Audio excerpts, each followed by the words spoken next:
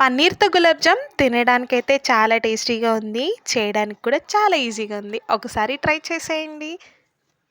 200 grams of paneer తీసుకొని ఇక్కడ కనిపిస్తున్న విధంగా పన్నీర్‌ని మొత్తం తురిమేసుకోవాలి.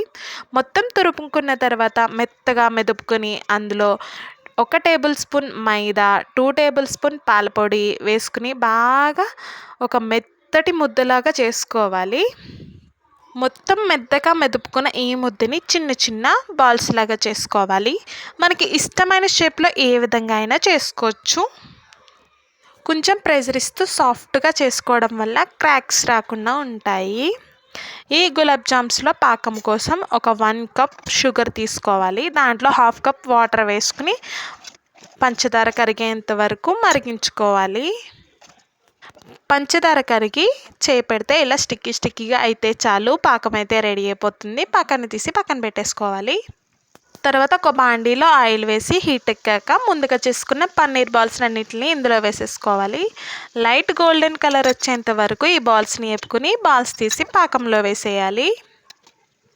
ఇలానే మిగిలిన బాల్స్ని అన్నిటినీ కూడా వేసేయాలి. అంతే, ఎంతో టేస్టీగా చాలా జ్యూసీగా పన్నీర్ గులాబ్ జామ్ రెడీ. గులాబ్ జామ్స్ కనుక మీకు నచ్చితే ప్లీజ్ నా ఛానల్ సబ్స్క్రైబ్ చేయండి.